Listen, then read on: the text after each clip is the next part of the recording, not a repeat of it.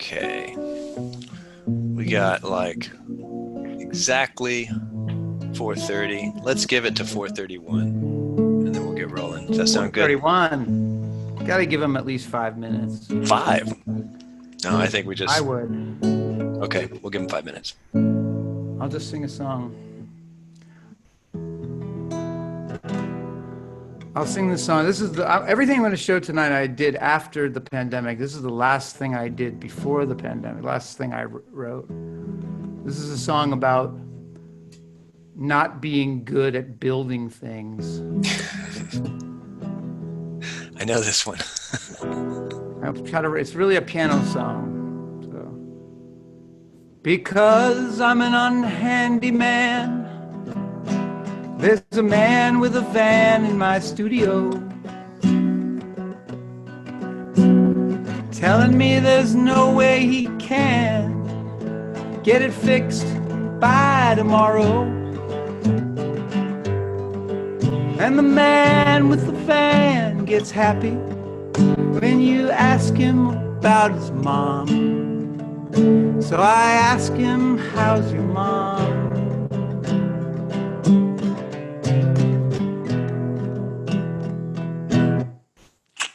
The life of an unhandy man is a hardware store of horrors, knowing there's no way you can remember what you call it. You know that thing with the thingy that you screw into the thing and then add that other thing. Fix it, make it worse, kick it till it hurts. Unhandy bastard's the last one you'd ask to come over.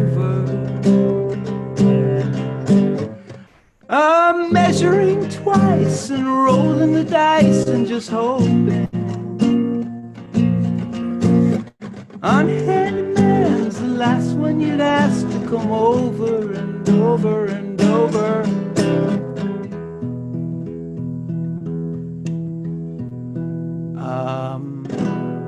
No one asks the unhandy man to come plumb their kitchen. No one asks the unhandy man if he's an electrician. No one comes to borrow your pickup or your brand new table saw because you don't own a saw. Fix it, make it worse. Kick it till it hurts. Unhandy bastard's the last one you'd ask to come over. Measuring twice and rolling the dice and just hoping. Unhandy man's the last one you'd ask to come over and over and over.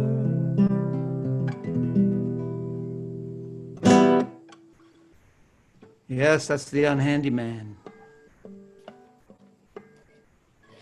Thank you. Hi, everybody. Do you think we're ready to begin, Danny? I think we should begin. Okay, great. Welcome, everybody, to the Fall 2020 Visiting Artist Lecture Series. I'm Leona Christie, Associate Professor, Studio Art, Printmaking Area Head, and new title, Lecture Series Director, which I made up. I am so pleased to welcome our first visitor of the year, Tim Davis, who's going to be formally introduced by my colleague, Danny Goodwin. And I'm going to pass it over to you, Danny.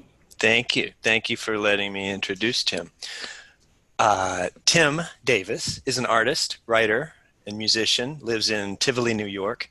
and he teaches photography at Bard College. Many of you probably saw his work at the Tang Museum at Skidmore College last year. That large survey featured Tim's recent work in photography, video, sound, sculpture, and performance, and was entitled "When We Are Dancing, I Get Ideas," parentheses.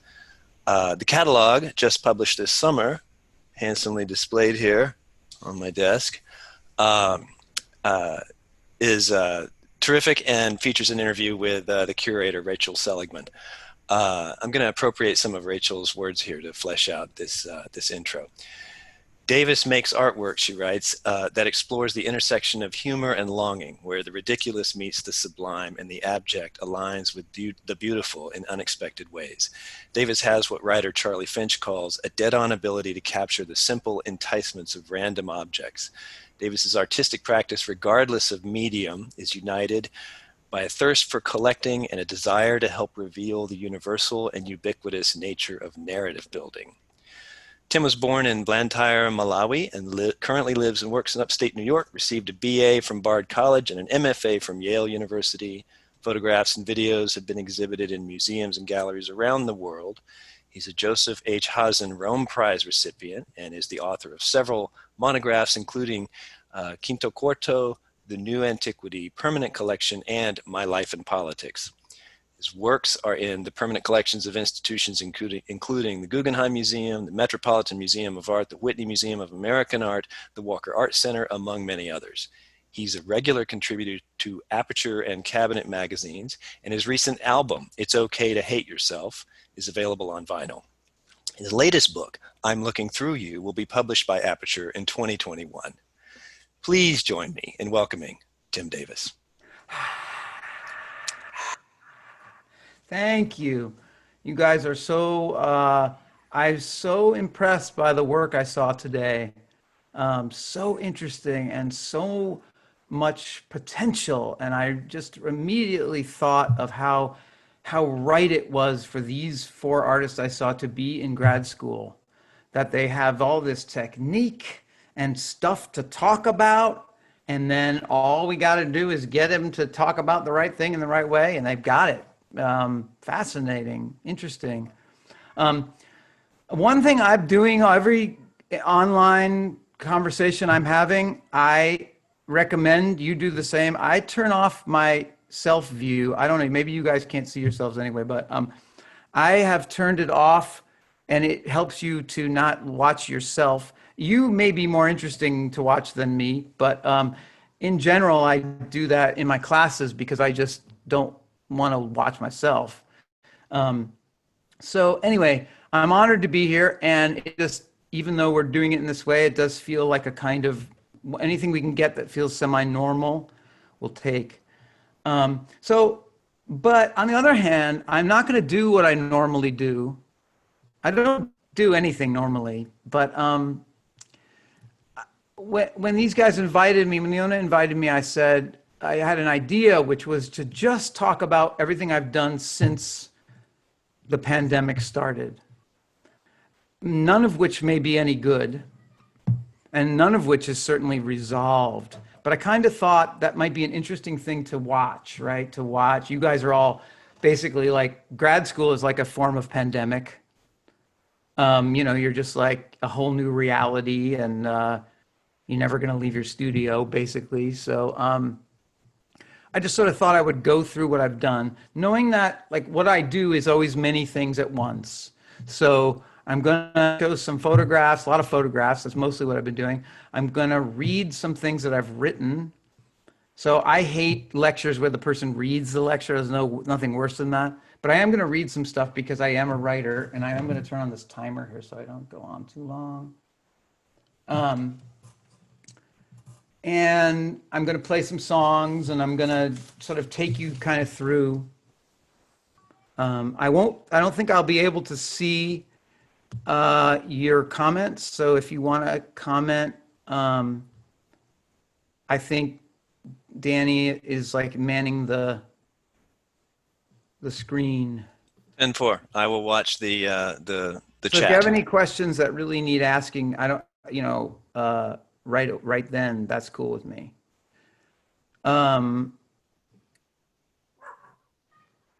Okay, so y'all can see that. It looks like a photograph. So I just want to, my friend Jim O'Grady has a new podcast about 9/11. That's really amazing. I recommend from WNYC. But of course, it has to start with that, where was I at 9/11? And I think we're all have gone through another thing like that, of like, what happened that day where we were suddenly like, everything was canceled and we went home. And because we're living in this very unusual time. Now, I'm a photographer, right? So primarily, we have these media, this social media, and because of that, we're like publishing things all the time. And so one of the things that happened was I just remember being like, well, what do I say to everybody right now? What do I say? And my first reaction was just to go through some recent pictures and find ones that just felt painful, so painful. And if anyone that's gone through this with little kids, as I have, that you might hear out there in the backyard, it's extra painful because of watching them not be in school and having to deal with them all the time. And they're insane. So originally, I just remember kind of like going through and finding pictures about death.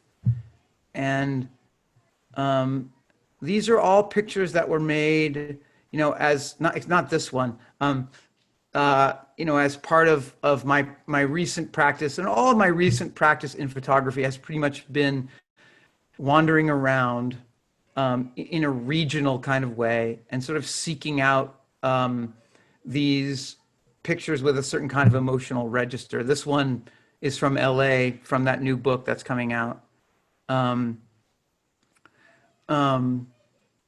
Exit 21, exit 20 on the throughway, probably. I think that's 9W actually.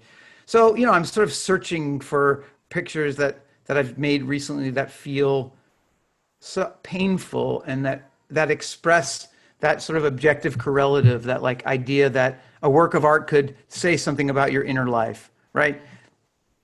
A complicated problem for photographers, right? And any artist, but specifically photographers who are so dependent, not always, but, often dependent on the kind of outside world to tell most of the story. So this is partly a story about being an artist, but it's definitely a story about being an artist in a public way. And I remember taking this picture and just thinking about the thickets, like we're just in this thicket, can't see anything, we can't reach where we want to, we've suddenly been surrounded. If any of you have ever gone for a walk and I recommend it, right? I recommend going for walks where you just try to walk in a straight line and just see what happens. And, you hit a thicket, a place you can't get through. And so, one of the things that happened to me was I got a call from the New York Times and it said, we're doing a story on how artists are reacting, photographers are reacting. It says the world's great photographers. I was like, really? Okay. So, and I told them about how confused I was. And I went back and posted these pictures, right? I think it was specifically about Instagram. And then, whoa, what happened here? Weird. It's very strange. And I talked about, I had once taught a class called photosensitivity, which was a class about how to use photography to connect your inner and outer world. That photographers are generally sane people. There's not a lot of suicides among photographers, very few actually. And I believe that has to do with the outward lookingness of the medium. That, I'm also a poet, and, poets are always killing themselves. So, because they can get stuck in their own heads. So I talked about that connection. And then I made a mistake. I don't know, a few times in my life, I have said things to the press that I shouldn't have said.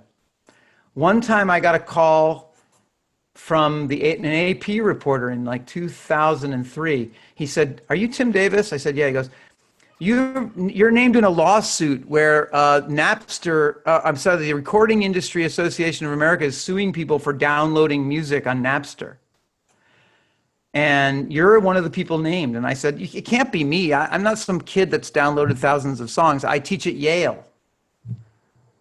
And then I hung up the phone. And then the next day, there was a quote, a story in every newspaper in the world about these four people that had been named in this lawsuit. One was a guy, an 80-year-old guy named Durwood Pickle, who said, "I don't know nothing about no Incubus." And then a 6-year-old girl who had downloaded "You Are My Sunshine," and one other guy and me, the Yale professor. So Yale was getting 1,000 calls from every news outlet. And then I had to pay $10,000 fine for downloading what was like 120 songs. And we think about how crazy it is. Well, this was another time where I said, I had this amazing revelation the other day. I was walking and I saw some friends and I thought I should photograph them. I had my camera, but I couldn't get too close. And immediately I thought of Harry Callahan's pictures of his wife, Eleanor. And these are pictures where he photographed his wife, and he's always a really long distance away. And one of the things about these pictures is that they test the connections that a camera can make, right? They test whether, right, in art class in elementary school, right? They're always going like, fill up the frame. Don't make a little thing. Don't make a little circle in the middle. Fill up the frame. Well, if it's photography, it doesn't really hold because the whole frame is filled up no matter what you do. And these pictures of Howard Callahan's, I've always thought were doing something where he was like going to the limit of where he thought he could test, he could sense the expression of the person that he loved. He could feel the feeling for this person that he loved so much. And so I was like, immediately it was like, oh, I've got a thing, Callahan's. I'll do Callahan's.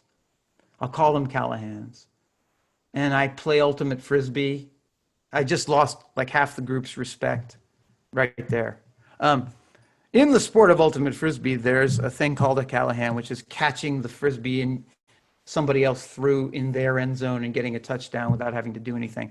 It's very rare. Anyway, you can all leave now because you know I'm a nerd. So I got out the view camera. This is my picture. And I decided to go out with the 4x5.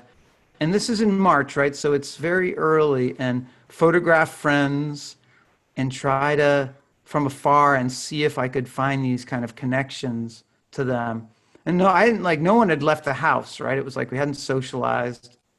And it was kind of amazing to do. So here's an artist, has an idea, has the means to do it, right? Has the tools. So I always say art is all about errands, right? Like you have an idea and then you have to do all these errands to like get everything you need, get in front of the thing, get the right materials. I made all these pictures and then I stopped. And part of it was that I couldn't develop them. Like I had nowhere to develop them. I don't have a darkroom at home and I couldn't go anywhere. And it was like, I couldn't see them and I got uncertain about whether they were any good. And so I started thinking that maybe it was an obvious thing to do a socially distanced portrait. And sure enough, there's been 20 projects of socially distanced portraits. It was an obvious thing to do, so I don't really regret it. But I did want to show it. And actually, I only scanned these 2 days ago and developed them 3 days ago and scanned them 2 days ago. So I hadn't actually seen them until just now. And, I don't know. I like this one. I think this one's pretty good, and I like this one. There are a couple of others, but, the reason my show was called When We Were Dancing, I Get Ideas is because I'm very curious about where ideas come from. And I think we're all people. Everyone is someone that has ideas. I think by the nature of being a human. And what we do about it is why what kind of artists we are. And um, my practice has always been to dive into rabbit holes and see what I can come up with. So I don't know. Is next March going to feel exactly like last March? Maybe a lot like it. So I might go back to it now that I've seen them. I think they look pretty good. So, you know, I'm lucky enough to live in a beautiful place without a lot of people around. And so quickly, life became a series of walks, long walks in the countryside with friends. And I have socialized more now than I did before. I live in a small town. People stop by and you go for walks with people and you spend time, really quality time, conversation, deep conversation time. And one day I was wandering around my studio and I saw this tilt shift lens. Actually, it's right here somewhere. I'll get it out. I've just ruined my nice background. Here it is. This is a tilt shift lens. So it changes its position vis-a-vis the focal plane. I don't know if you can see that. And I had never used this thing ever. But I had been a view camera photographer, which is a camera where the lens and the film plane are not in a fixed relationship. So you can move it around. And I thought, you know, I'm going to, like, there's this thing of a shallow depth of field, right? So I felt like we're living in a time with a shallow depth of field, right? We're living in a time where we don't know what the future holds. And I thought, maybe if I go out and photograph with the shallow depth of field with the tilt shift lens, I'll find a visual corollary for an idea or an emotion, right? You catching that? Talk today a lot with students about that, about like the formal and visual expressions that house your ideas and how well they do it. So started going on these long walks, and then I made this picture one day. And that led me to start going into these swamps. So I'm going to try to do something that is, you know, not a thing you're supposed to do.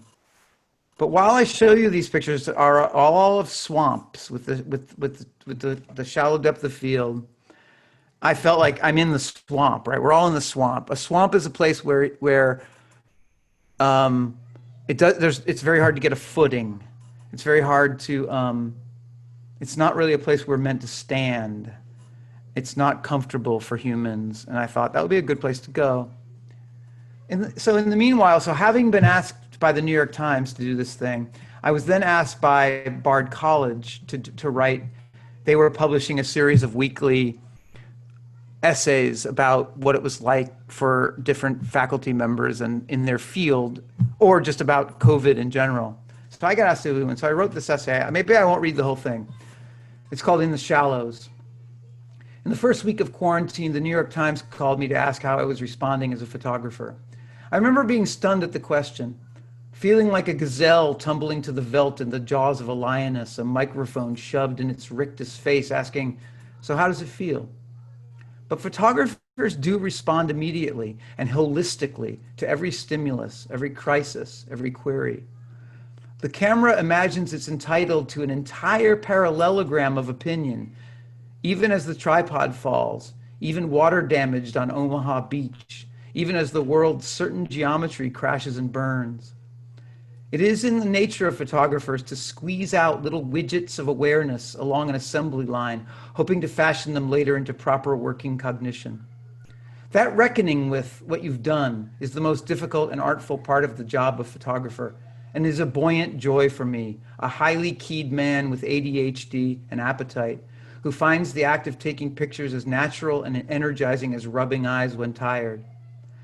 As a child, I fantasized about archaeology and paleontology, and despite how unsuited I'd be to the meticulous, patient, gridded realities of those professions, the vision of finding fossilized ankylosaurus eggs appearing beneath my brush is a vivid analogy for what it feels like to sift through one's photographs every day, trying to understand what you did meant. This semester, I'm teaching a class called About, designed particularly to help students build something out of the fragments of their instinct and visual awareness. My initial response to the crisis was to pick through my archive for pain.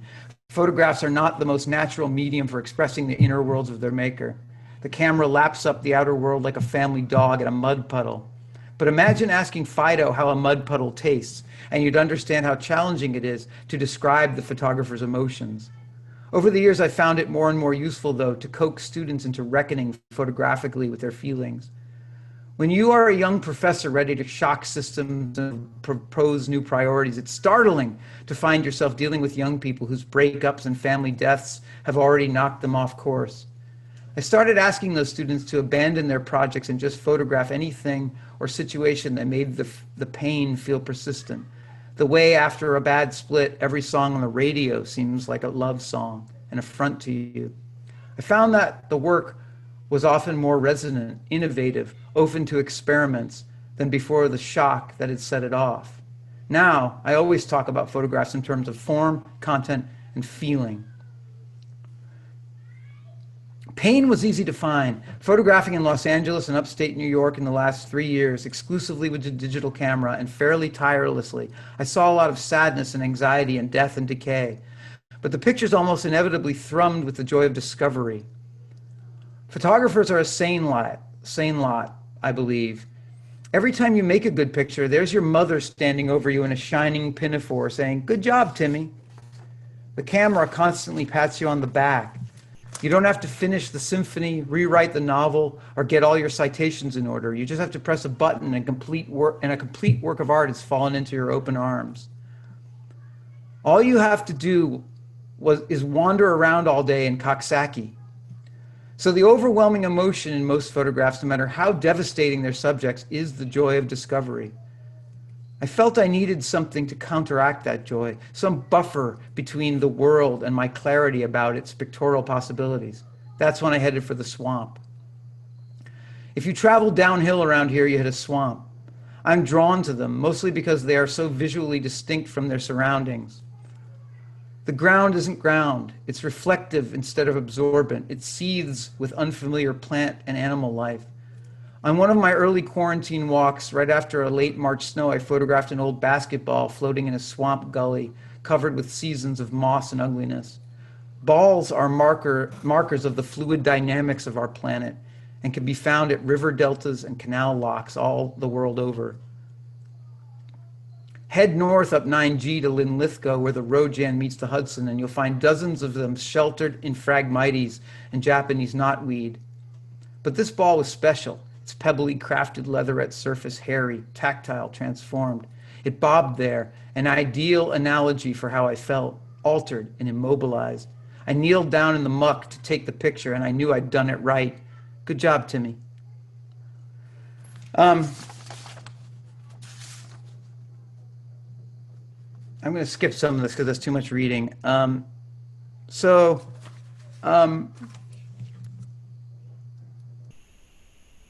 of the things that happened next was I wrote a song about it. I wrote a song about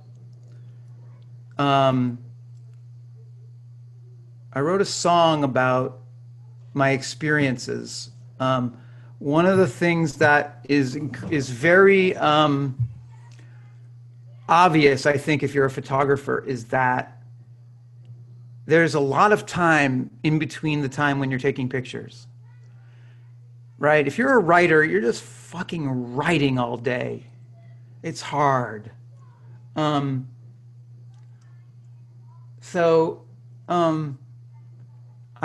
just noticed that, like, I've always liked to go spend the entire day taking pictures. And my favorite thing to do, I would much rather spend the day wandering around Mechanicville with a camera than I would spending time with my family watching TV, anything. There's almost nothing I'd rather do. Maybe snorkeling. But when you do it, there's time when you're not taking pictures. And I started using that time to write songs a few years ago. So I wrote this song in the swamps. And then the video was made over the summer. So even though the song begins with this kind of right here on the banks of the first day of spring, I'm worried this video isn't going to look great and the sound might not be too good, but let's go for it. So this is a song I wrote. It's called AEIOU, and it's sort of about being there in a swamp, watching the spring happen. I wrote it and I recorded it myself in Logic, which is a thing I hadn't really done before. I had a band, and that band had stopped playing and rehearsing, so I was by myself. So if this sounds totally shitty, so somebody stop me. This is all shot on an iPhone. Right here in the lap of the very first day of spring. I hear the pandemic ring and I'm looking.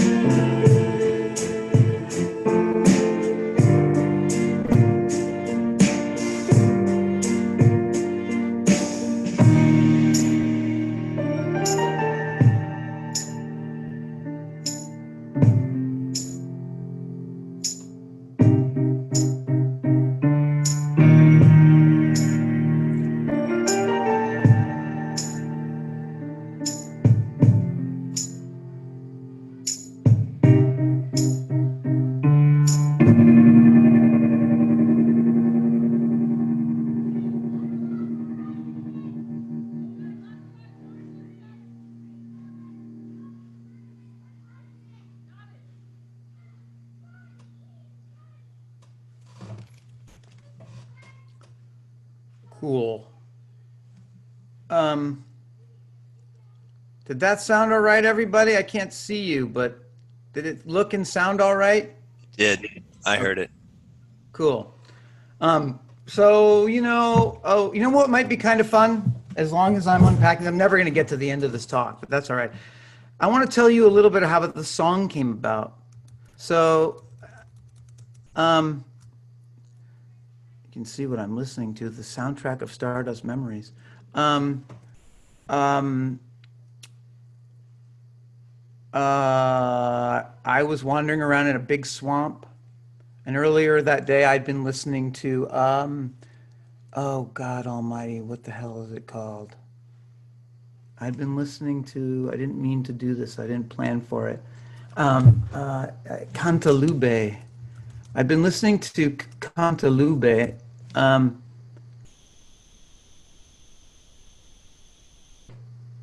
Cantalube. And I was listening to this piece right here. This one. This one.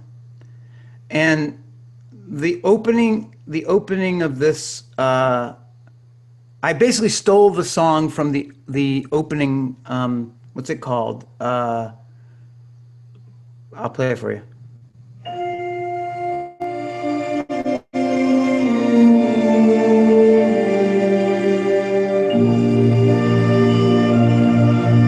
Right here on the banks of the very first day of spring. A-I-O-U.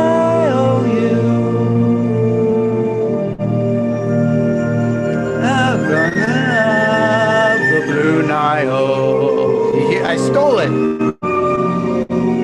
That's it. Just those three little phrases. I wrote the whole song based on that.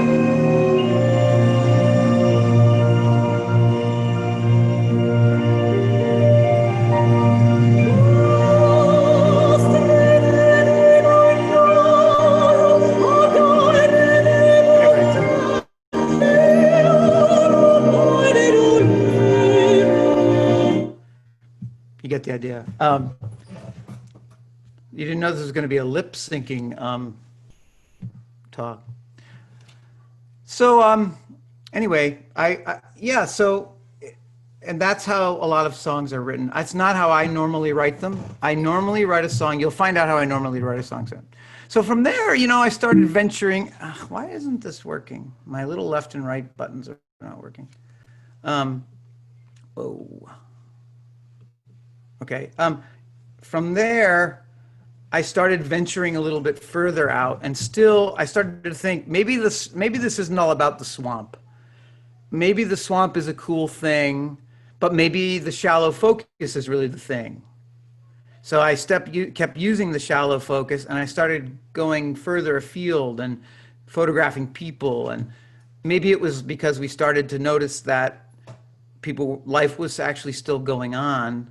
And as long as you were careful, this is still before people were wearing masks, really. But I started getting back further into more like the content of what I had been photographing for the last few years, which is really on this giant epic project, which I think I'm calling Upstate Event Horizon. That's what it's been called so far. Which is really about living in a place that's like outside of the gravity of the major centers of culture, right? Like essentially New York City, which is, I moved here from New York. I grew up in Saratoga. I've spent a lot of time in the Schenectady, Albany, Troy, Tri-City area, and I live, near Kingston. And I know this area really well. I've lived here most of my life, and I feel a very deep connection to it. I always thought about this idea of the event horizon as like, in astrophysics, that's like the place where the light can no longer escape from a black hole, or it's where the light can escape from a black hole. Either way, I can't remember which one it is, but the black hole is like the super gravity and it sucks everything in, but there's a place called the event horizon where light can escape. And I think of this place until the pandemic, I really thought of it as being like that. Now the city has come here and there's like a Porsche Cayenne on every corner in a way that I find nauseating. But anyway, I started wandering out a little bit further and going on these long walks and still looking for these visual and emotional corollaries for my inner life. I'm still using the tilt shift lens here, you can see, but you can see spring is here. It's coming. And you know, I curated a show there in Albany at the Opalka Gallery, which I really am proud of that show, called Effects That Aren't Special. And I started to worry that this was a special effect, that the tilt shift lens was like a special effect and that I was getting used to it. I kept using it for a while. By the way, if you've walked around a lot enough in the world, you find pornography. It's just there.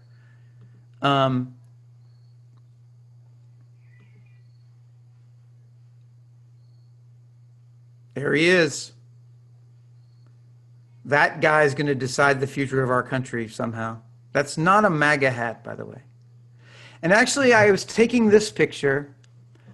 This is a key moment. And this is, again, I was talking to people today about like keeping notes. Like keep notes when you're making art, if you're in the studio or you're out in the world, whatever you're doing.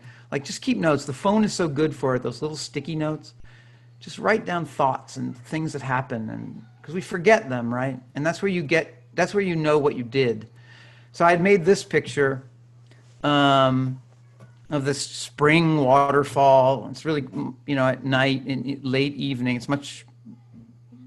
The sky looks lighter than it was, with this shallow depth of field. And then I noticed there was a bridge, and then I noticed this light on the other side of the river. And I walked over to it, and I saw this, which were these Hasidic guys fishing they're lit by their own car lights. And it was one of those things where, as a photographer, like part of being a photographer, I think it goes out in the world, is you're a little addicted to the magic of everything going right. And I call it praying to the photography gods.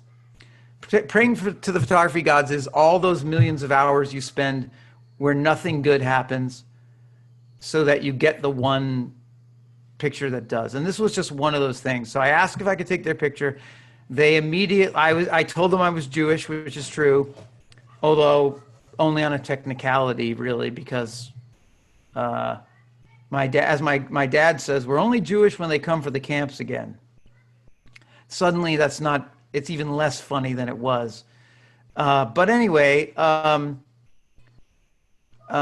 totally Jewish because I love to argue and discuss. So that's really what being Jewish is, I think.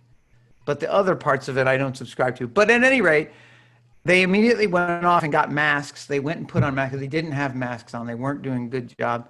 And I set up the tripod and I took this picture. And suddenly the kind of like veil of the special effects went away. And it was a little bit like one of those movies where, like somebody gets hit on the head or something crazy happens and suddenly the soundtrack goes away and there's just silence. And it's really shocking, right? And you see a point of view shot and it's just silence. And I just suddenly was like, I don't know, maybe all those things I did were kind of dumb. And I just want to go back to clarity. And maybe this is all because I'm feeling more clarity. So I just kept working in this way, photographing whenever I could, right? Because if you have a little kid in a quarantine and they can't go to school and you can't have any babysitters, you don't have a lot of time. All the single people who are like, I just learned Tai Chi last week. I hate those people. And one thing I did find was that my sense of vulnerability in the people and the places I was visiting, were the same places I had visited many times, but I felt like people were more open to being photographed. I started photographing more people from a distance. I have like a pretty long lens on this camera here, so I'm not, and I'm wearing a mask. But I found that like people were kind of excited about it, like they weren't afraid, and there was something, or they needed the attention. They were excited about the attention and of newness. And it was counterintuitive, right? Because we feel rightly that everyone's full of fear and everyone's angry at each other. And there's certainly angry people out there. I've had lots of fucked up experiences during the quarantine too. I've had people follow me and accuse me of being an agent of the government and all these things. But mostly I found that all stripes of people were interested in connections. So here's a picture. This is one of those things where, again, my practice is mostly wandering around. And again, I would like nothing more to wander around. This is in Pine Plains. And I saw this house, and it had this, I had been seeing these signs all day that say, anyone but cloud. And I was very confused about it. It just seemed like an amazingly poetic phrase. And then I started noticing that the houses these were in front of were like the sort of MAGA type house. And so I wrote a song about it. So this is where I don't know whether to leave the picture up and sing the song or go back to so you can see me sing it. You don't need to see me, right? I should leave the picture up, right? Leave the picture up. Okay. So I decided to write a song. I started writing a song immediately. That was a song trying to imagine what it was like to be, be somebody. I'm so far from, hold on one second. I'm so far from understanding what drives, how anyone could feel good about, sort of Trumpism. I'm so far from that, right? It just seems so insane to me. It's like a death cult. And I don't get it. Like, I understand thinking that fiscal responsibility is important, and I get that there are Republicans. I understand there's a need for them, like there's a need for mosquitoes, right? They're part of the food chain. I just don't get this thing. But I decided to try to understand it in the song.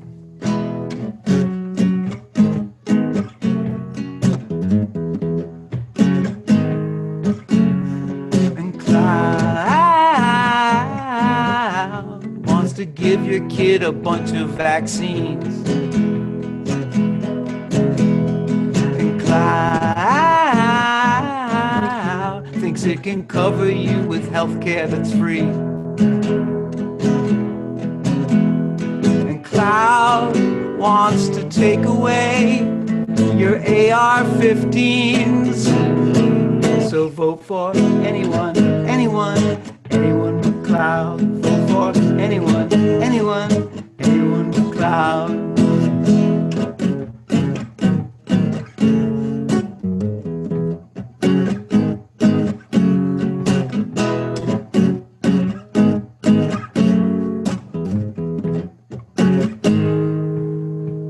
And Cloud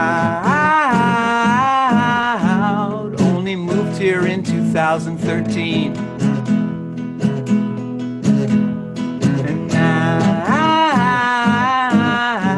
Cloud is on the zoning board of appeal.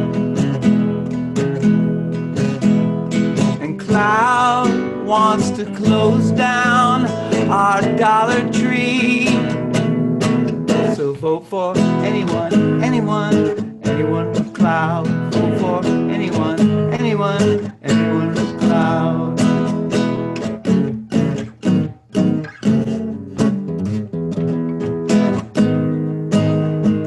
And Cloud is always looking down. Look at Cloud from my side now. And Cloud says that pit bulls aren't allowed. loud? Is my lawnmower too loud? The cloud is always looking down.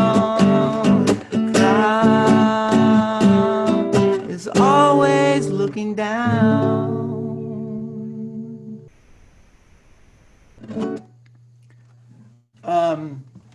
Yeah, I tried to think about what it's, I do think that that's part of it. I think that people feel looked down on. They just are sort of blaming the wrong people for looking down on them. And the idea that there's somebody looking down on us also could sound to me like someone taking care of us. But so I don't know. There's a song that has a picture by it, and that connection of what songs and pictures are and how they connect is a thing I'm still figuring out.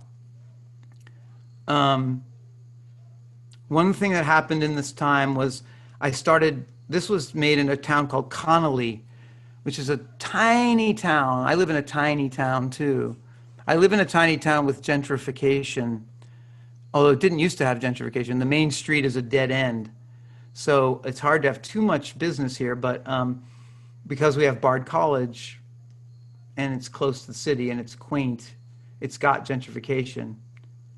But a lot of these little hamlets don't have it. So one of the things I'm considering is calling this project Hamlet. And you can just see here like the pleasures that I'm getting, right? So I know that like on some level to stop the spread of things, I shouldn't be wandering around. Like it's probably not the world's greatest thing that I should be doing. Although I'm very careful. This is a wedding party, by the way. This is like the first wedding I saw, and they got married and only their families had come, and this is kind of the first time that they had traveled, any of them had traveled.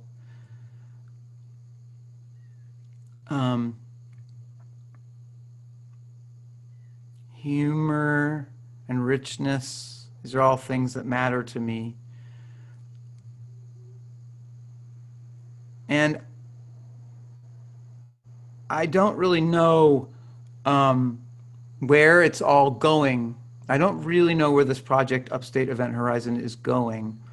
I mean, I will give you at the end like one idea about where it's going. This is the Black Lives Matter protest in Troy. 11,000 people were there. Probably some of you were there. I bet you a lot of you were there.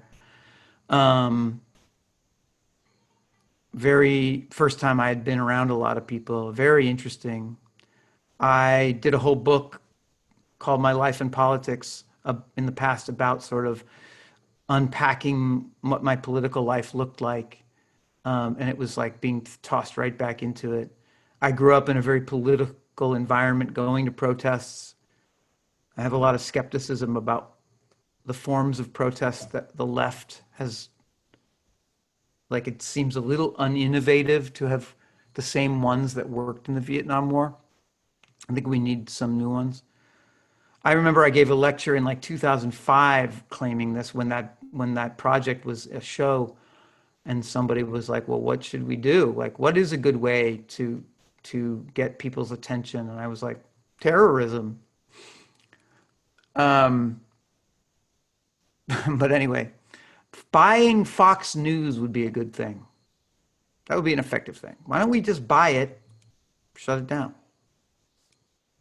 But I also think that one of the things you can see here is the combination of criticism and celebratory practice. I talked about this with one of the students today about like when you're making something, are you criticizing the culture it comes from, or are you celebrating the culture it comes from?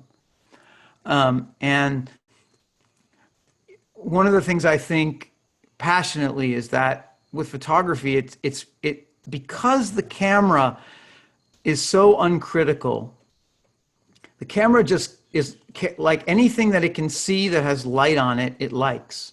It doesn't decide like, oh, like a dolphin. There's a dolphin in it, and some guys boxing, and a weird shadows. It doesn't care. It doesn't care about this. You know, I remember my first great hero, and the person that most awakened me as a human being to the possibilities of the world was Steve Martin.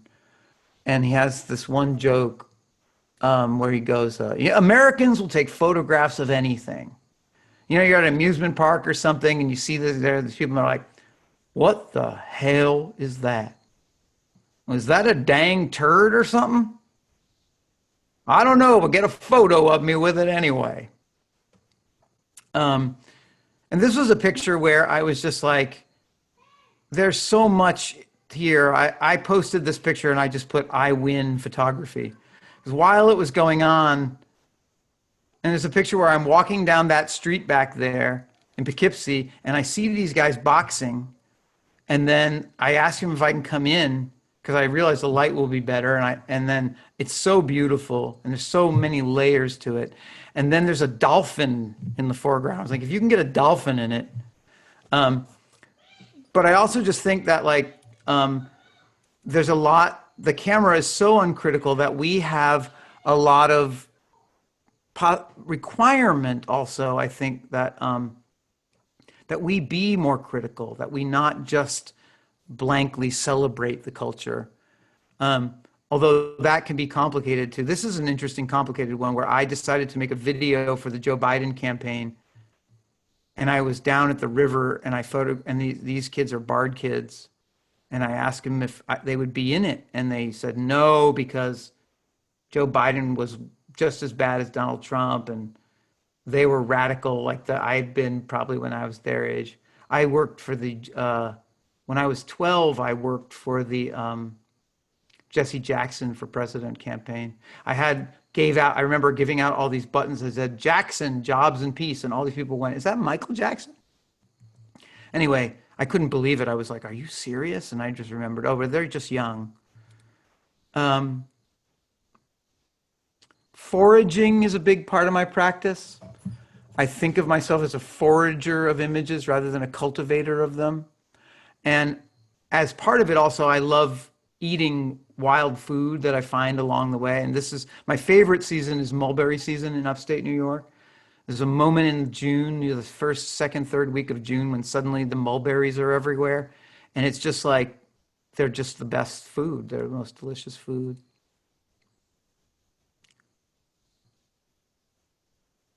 Again, I'm just finding people thrilled to have someone paying attention to them.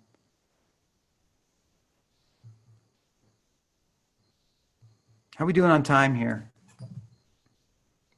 We should be done pretty soon, right? Yeah, we'll save some time for Q&A, but you get a few more minutes. You can go. I'll go through. We should probably wrap up by 8 p.m. I think. Oh yeah, by 9 p.m. Yeah. That's a funny one. So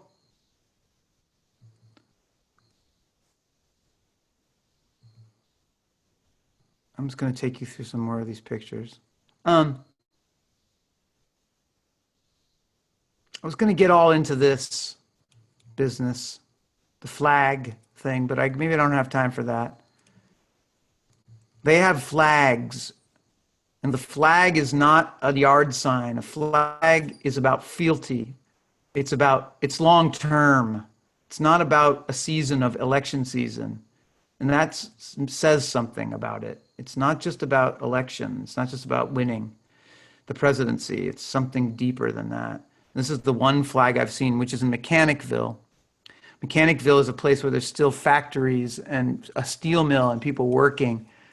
And it's the old-fashioned Joe Biden Democratic base that we're hoping is still there. But it's not still there. I don't think it's still there. But Mechanicville is a place where it is. A union town. This is at the Union Hall. It's just right across from the steel mill, just south of Mechanicville. So these are recent pictures from Mechanicville, Cohoes, and Waterford. The most interesting place. Oh, this woman I photographed, and she said to me, She said, "Oh, my son used to do what you do. Now he has a good job." And I was like, "It's just like moms everywhere. Um, it is just like mom." But it turned out that her son is a curator at the Albany Institute of Art and something. History, Albany Institute of Art and History. Yeah, her son is a curator there, and she was a house cleaner. Her husband was a in security, like a security guard. And so I wrote to him and sent him the picture, and he was just like, "Wow, amazing!" And he goes, "I got to call her." And you could see that he had come a long way, even from from Mechanicville. Um, Whoa, it didn't like some kind of font. Um, Whoa, something weird. This is why we love PowerPoint. It is magic, right? Oh, it's back. Okay.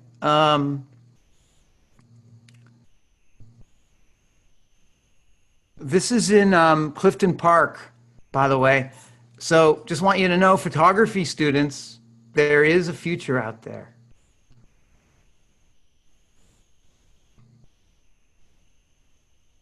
This is all very recent work made in the last couple of weeks. Look at that tree.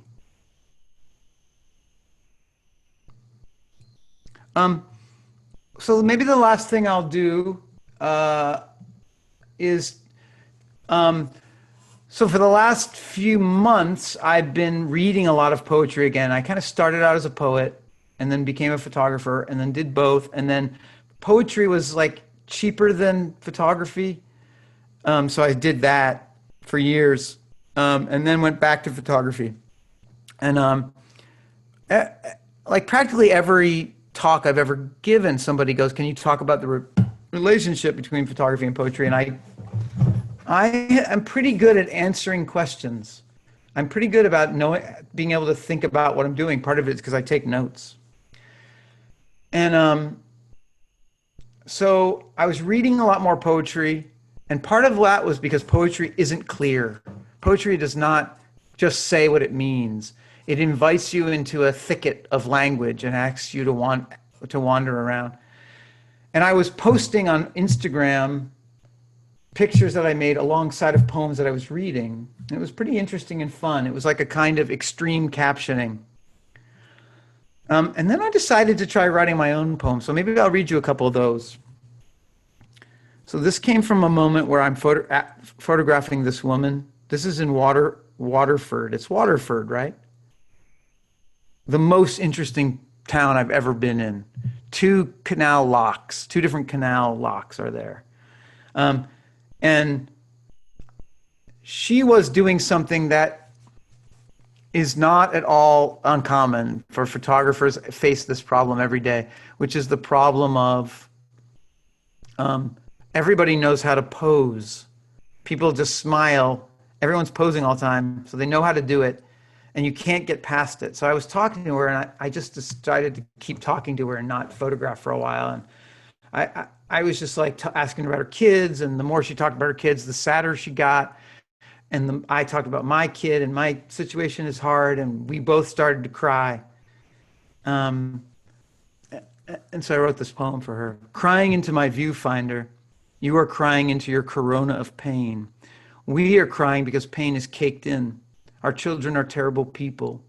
Our bowerbird beauty queens are hoarding Narcan, and this neighborhood, this hobo gin hoard, this bro-honeyed hog, sweeps its scraps into a porch-rot death cult, spun on a 7-Eleven hot dog rotisserie spit until tattoos on our eye swirlies, negative afterimages, are our only images.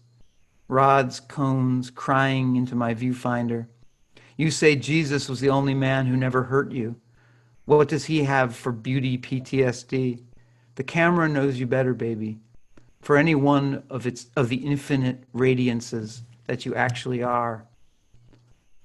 I have a lot to say about this because we're in a very, very, very political and complicated time about who can photograph whom and why. And I disagree with my students and everyone else about it. And I think that no photograph can like replace anyone or stand for them. It only is one of the millions and infinite radiances that we are. The same way that if you look at like your driver's license from 6 months ago or a year ago, it doesn't really look like you anymore. No one is the same person for very long. This is in Waterville too.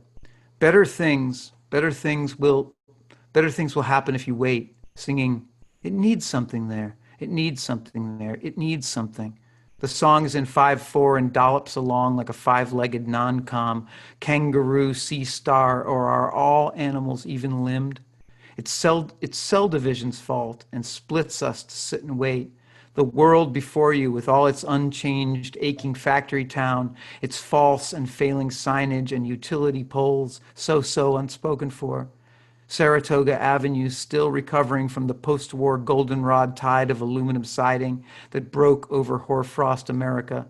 But if you wait, a man in a 1988 Merch MTV windbreaker, matching mismatched reversible desert camo snakeskin Sherpa hat, cut-off jeans, and mini license plate reading Steve will ride by on a new red Genesis Saraceno, one of those gentlemen that keep a lance in the lance rack, an old buckler, a lean hack, and a greyhound for coursing.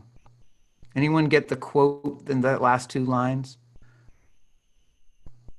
One of those gentlemen that keep a lance in the lance rack, an old buckler, a lean hack, and a greyhound for coursing. It's the opening of Don Quixote, and this guy just really seemed like Don Quixote to me. And that was because I was standing there taking this picture, and there was so much interesting about the picture already. It's such an interesting street in an interesting place. And then this guy just rode by. No dinosaur stories. My son, as the sun rises in the disagreeable east, disagrees. No dinosaur ever told me no. You're a self because you repel magnet mother and north wind dad. But the no drifts accumulate, crusty black in municipal piles until the end of the season. Some dinosaurs poked their faceplates out of burrow holes that sudden winter glazed over after impact day, and did just fine, finding tree fern fronds and cycad seeds, and never told anyone no, never moved elegantly or told a funny joke, just scuttled around the iris-colored earth, dreaming of becoming styrofoam. Oh, here's this one. I'll end with this one. My son used to do what you do. Now he has a good job. Birth is the first friction. Life is whether you can ever get enough. Greatest hits of picture sin are all originals. Frictionlessness at the top of the list. I want to hold your hand. Not that I can. Love me make instead of do. The good job is a curator at a regional museum. He writes me, it's not a good job. Mom was a cleaner, dad was in security. I've really got to call her. Swallow fistfuls of words. You sometimes choke on a quotation mark. That seems like a pretty good place to end it.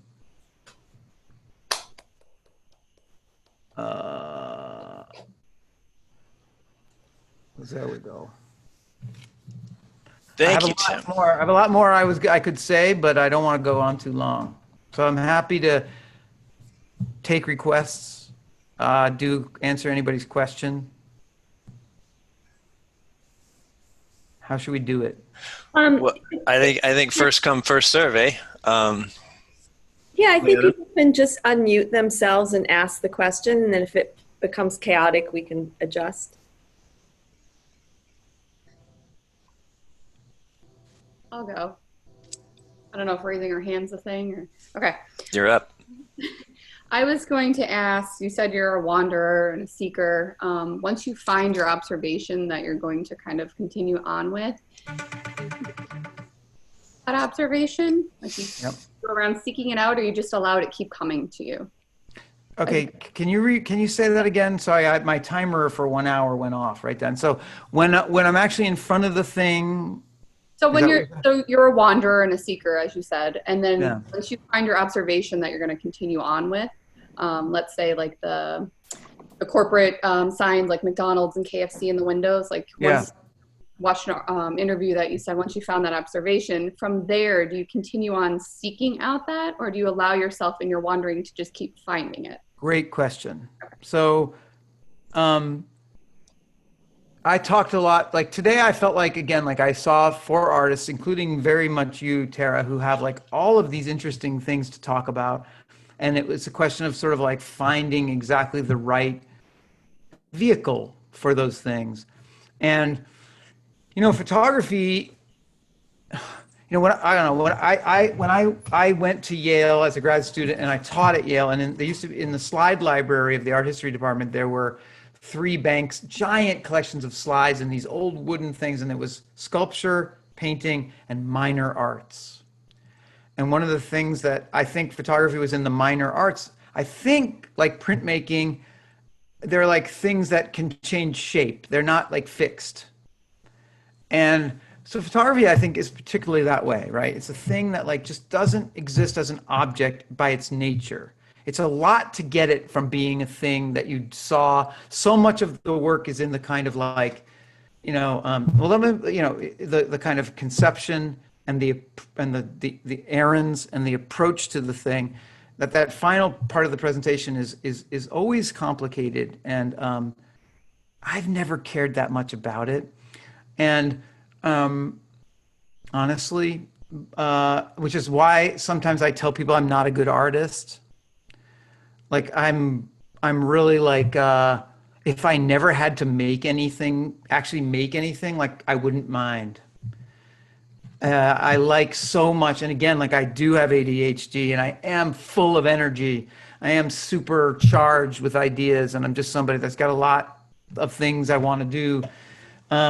But so that being said, like I think of every good thing you make as it being like a kind of permission slip to make another one like that. Right? It's like a kind of, okay, you did it, like go do another one.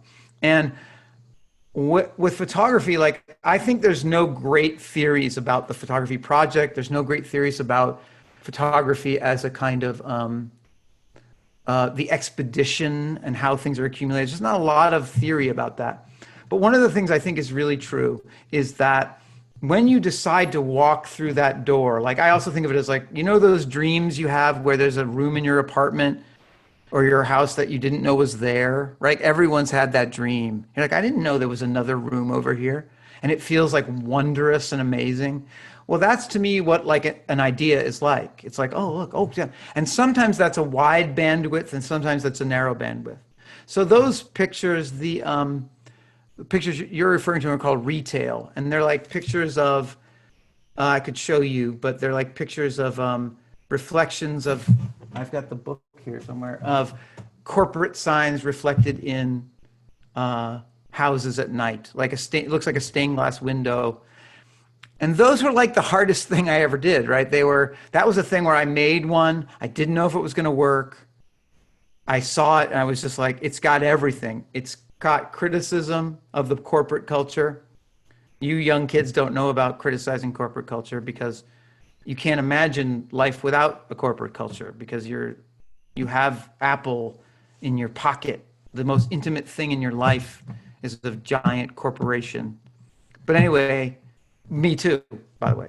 And then it also had beauty. These things were the most beautiful things I'd ever photographed, these weird distorted reflections.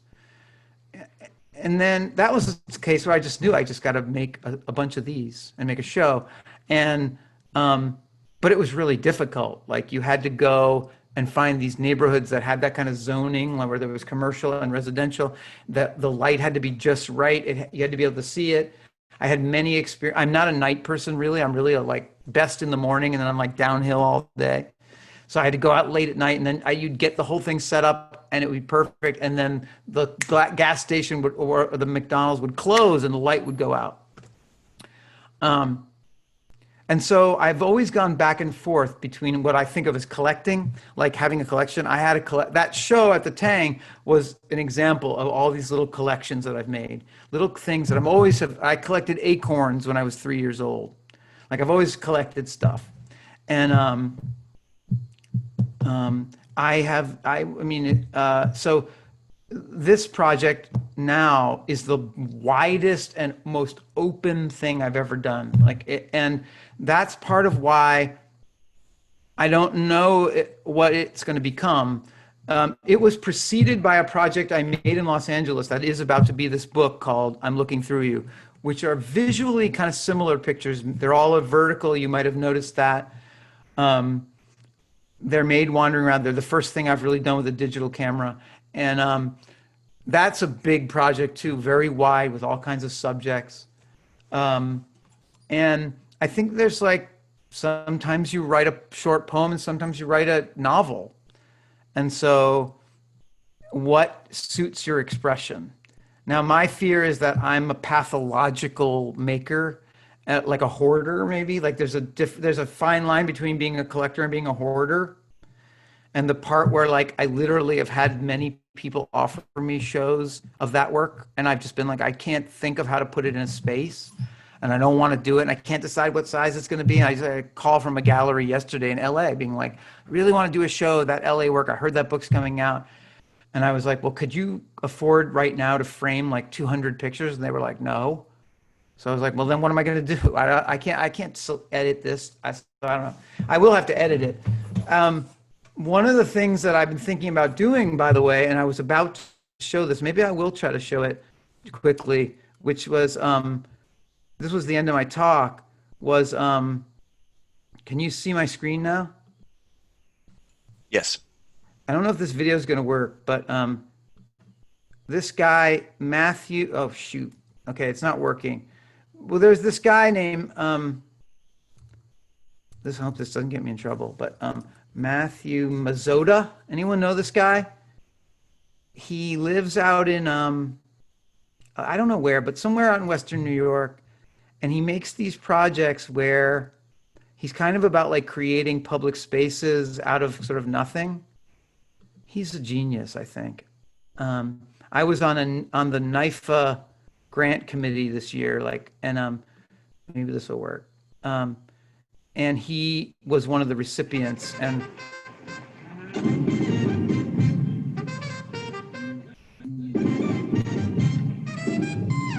so he kind of like creates these public spaces out of nothing that are used for community events and stuff.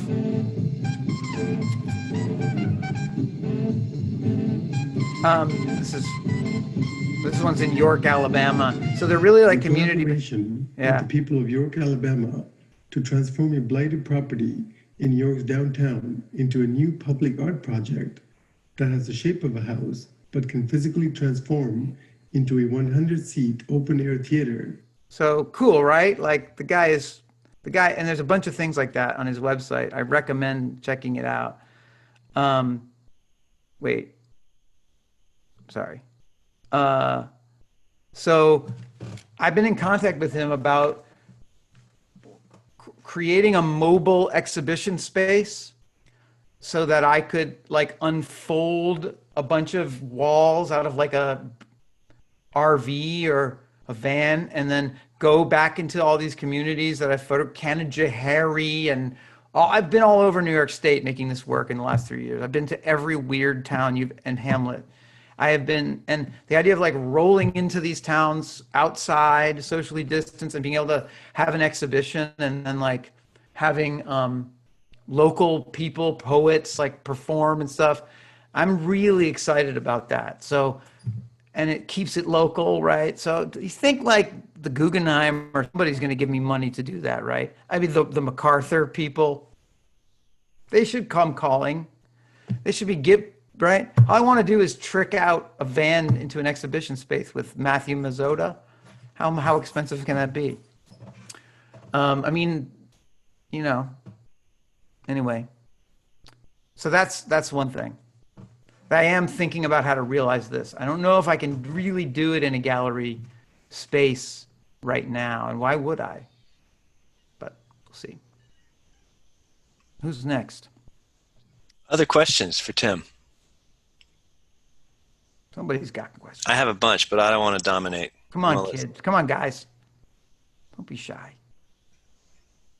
Somebody didn't like something that I did, and you want to call me out on it. I can tell. I want to hear Danny's question.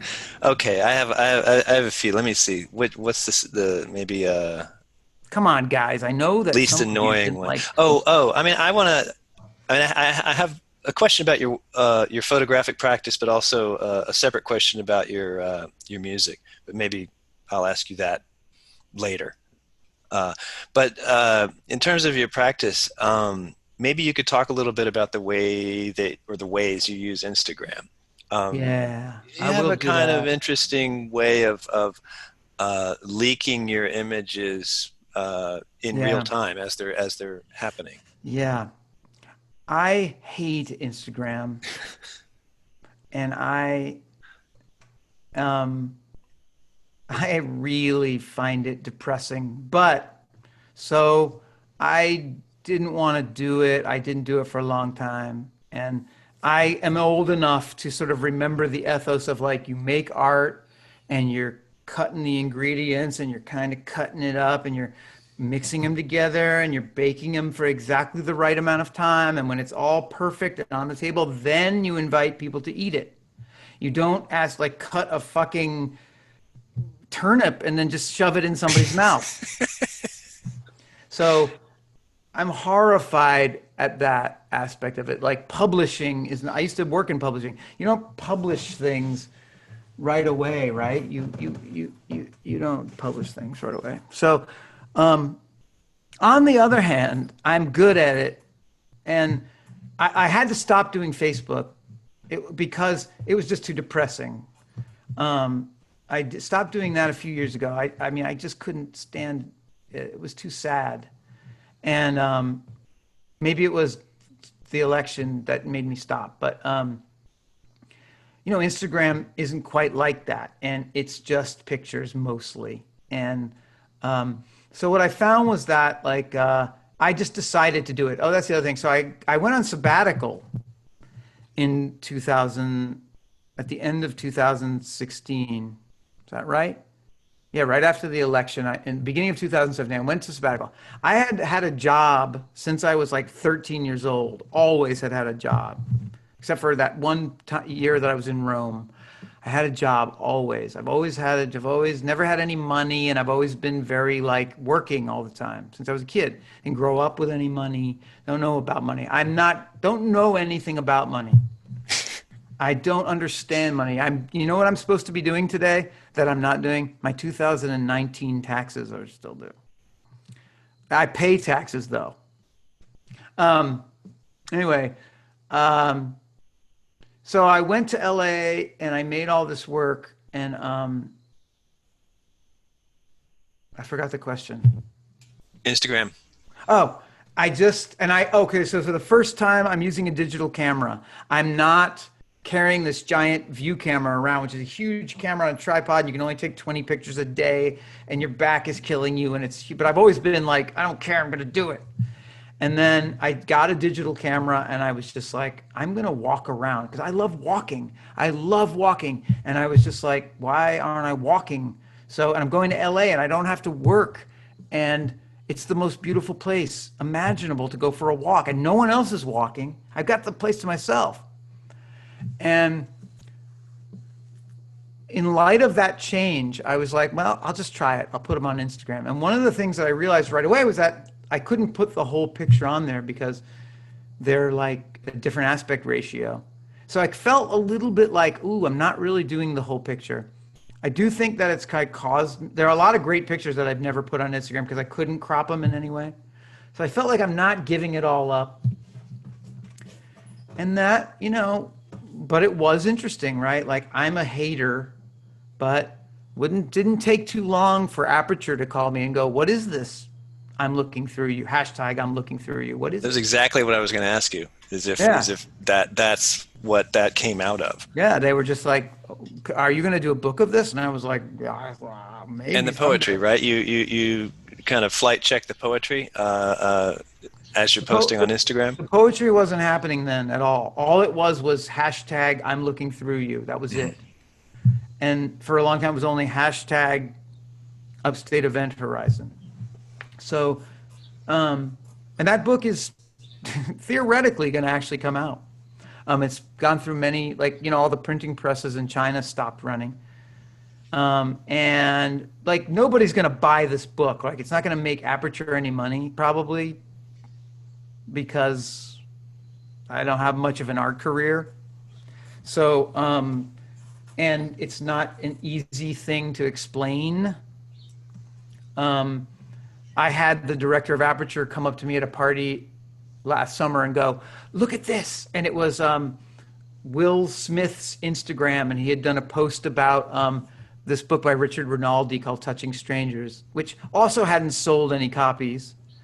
And then suddenly they were having to reprint it because Will Smith had talked about it. And he was like, "We want to do this for you." And I just thought, that's great, but like, this is a book about two strangers touching, and it's happening in a time when no one can touch each other. And it's a very straightforward thing. My thing is way complicated, and it's kind of like got a lot of stuff in it that people are going to find gross and maybe problematic.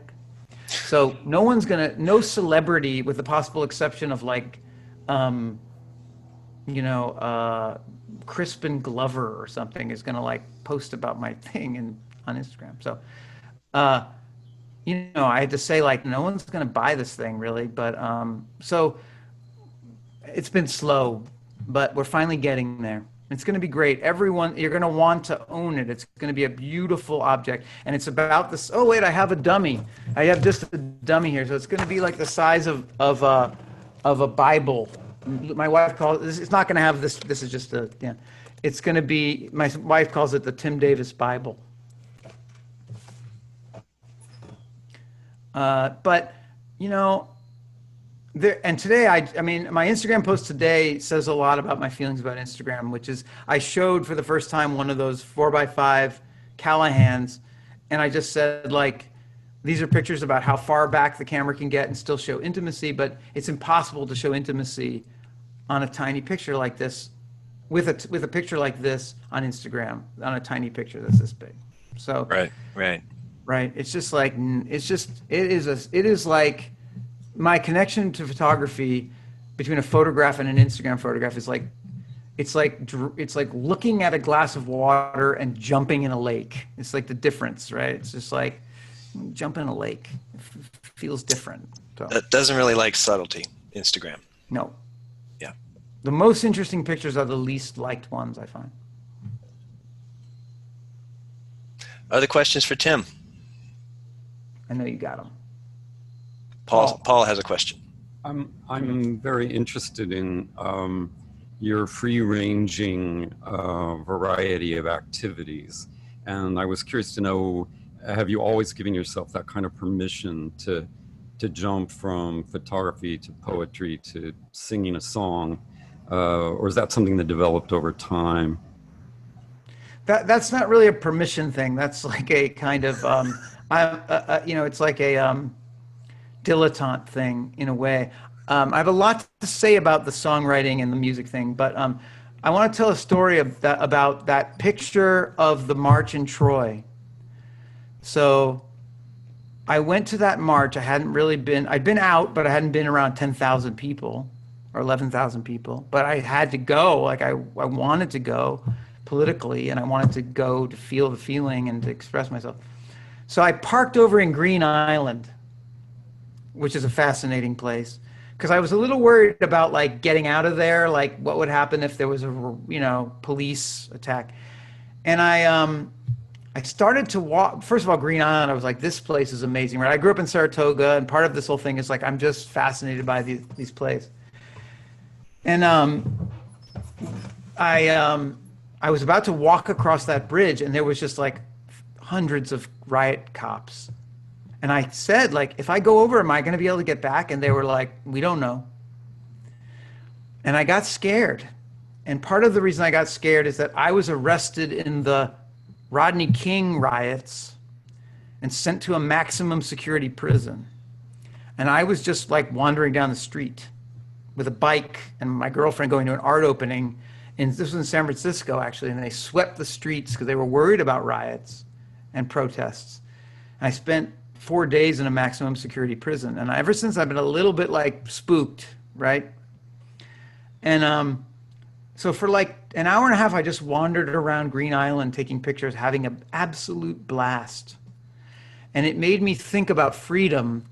And that as a kid growing up in Saratoga, which was a very different kind of place back then, there was no money and it was very weird and fucked up. And I knew all these people that lived in these like giant Victorian mansions with no heat and no running water, like squatting. And my dad's a musician. Some of you, I'm sure many of you know my dad.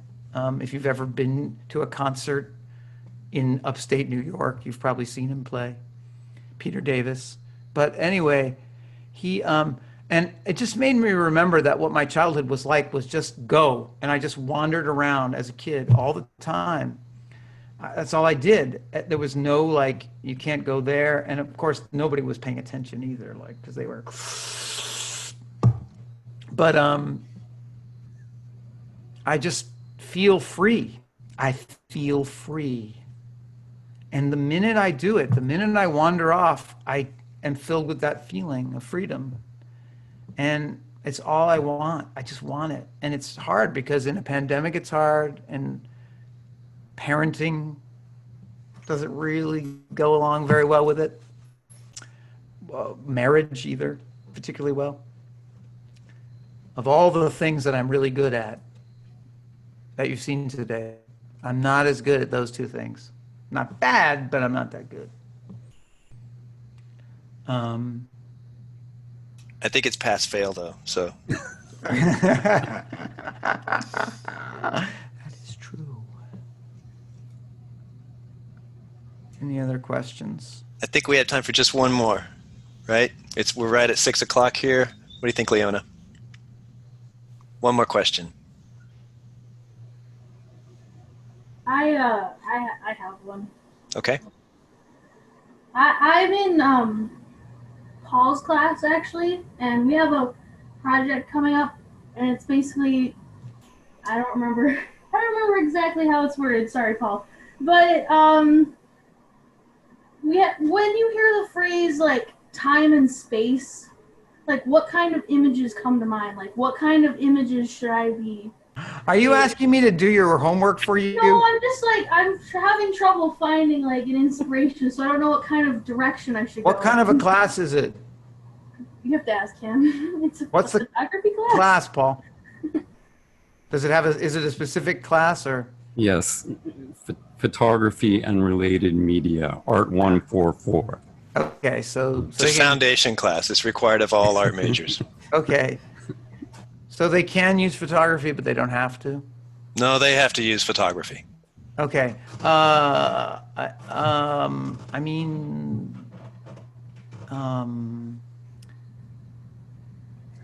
Let me ask you, what's your name? Jasmine. Jasmine. Like, did you have any ideas at all?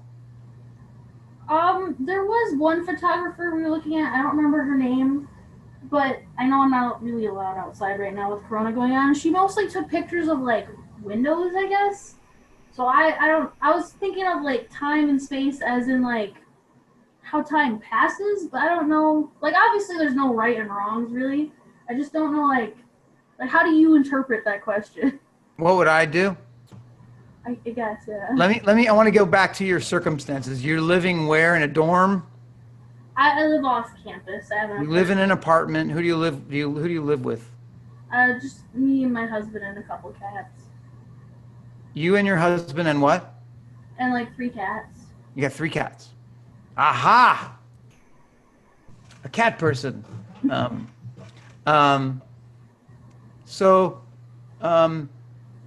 And you don't want to go wandering around because you're kind of not supposed to. But where do you live? I'm in Amsterdam. Amsterdam. Oh my God. Wow, that's an amazing place. Wow. Well, like the city, like New York, like 45 minutes from Albany. I've spent That's a lots cool of time one. in Amsterdam, lots of time. I know it very well. Oh, what a weird and strange and fantastic and wonderful place. I guess I would say this. First of all, like, I kind of don't believe you don't have any ideas. I would just like um, anything, anything. Not like I saw something. It's like let's just skip space and go right to time. Just stick with one of them. So you want to make something about time. Now it's very inherent in a camera, right?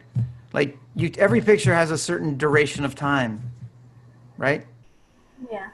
So, do you have a tripod? Yeah. Aha. So, one thing would be to just photograph the same thing for different lengths of time, like a cat, and see what happens. He doesn't stay in the same spot for longer than 2 minutes. Yeah, but or something else, right? You could use exposure as a kind of inherent. So when you're making art and you do something that talks about the inherent nature of the medium, you get a little magic conceptual dust. You get a little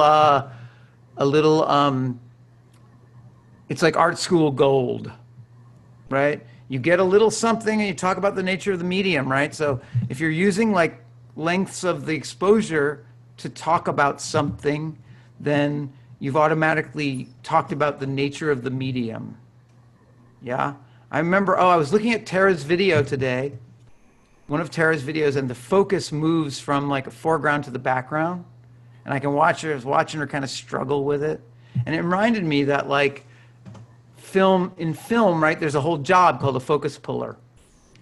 Just somebody's entire job, if you've ever been on a film set, they lie there under the camera and they turn this thing and it makes the focus go from one person that's talking to another thing that's talking, or the thing they're talking about to the thing they're looking at.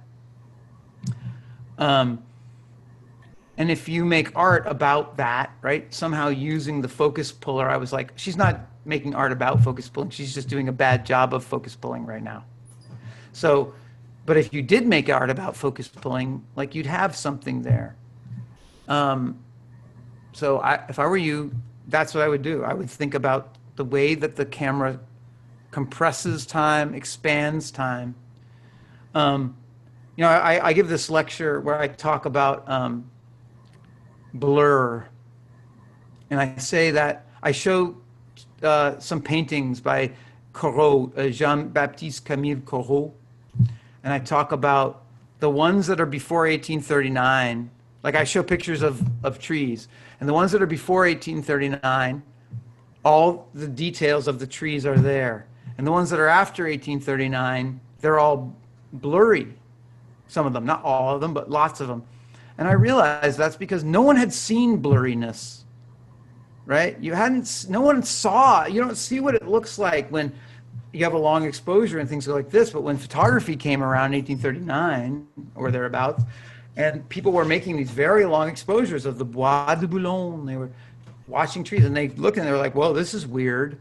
Like, look what happens when the things move, when the camera is still. And so it affected people. And that's just like Impressionism. Yeah, it's because of photography. That's why whenever I don't know if you've ever played the Who's the Most Influential Artist game, right? Like, I don't know, it's just a thing, cocktail party game we used to play when there were cocktail parties. I always said photography was the most influential artist. That was a cheap way of getting out of the problem. But like, in terms of how much it affected everything. So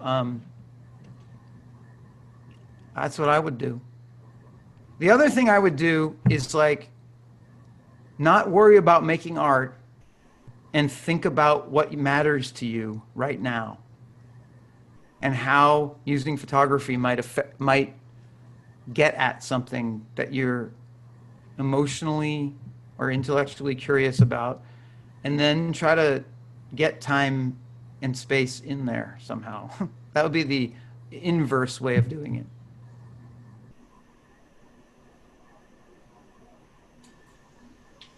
I'd like 15%. I'll take either $25 or 5% of future sales of all the work that you make. Hey Tim, what's your Podcast. Instagram? If people here want to follow you, It's that Tim Davis. OHTHAT. Oh, that Tim Davis. Or oh, that Tim Davis. Oh, that Tim Davis. I put it in the chat. Awesome. I didn't do the @ sign. Yeah. Oh, Forgive me if I'm not good at like responding on the Instagram. But I do want to say that anybody that I saw, all the people I saw work today, please feel free to like keep up with me and send me stuff. And I commissioned one work today, which I really would want. I really expect it to be done. Wow. Not an assignment, but a commission. I commissioned it. Wow. Which I guess that means I pay for it when it's done. That is what that means. Yeah. Thanks, guys. Thank you, Tim. Yeah. Thank you so much. That was great, man. I really appreciate it. I love you all. We love you Me back. too. Bye. All right. I'll let everybody know when the recording is available in case there's stuff you missed. Thank you, Leona, for organizing. It's a lot. Thank you for thanking me. Anytime. Thanks for coming, everybody. And we'll have another one in a couple of weeks. Check and recheck your emails. Same Zoom link all semester. Thanks. That's right. See you, everybody.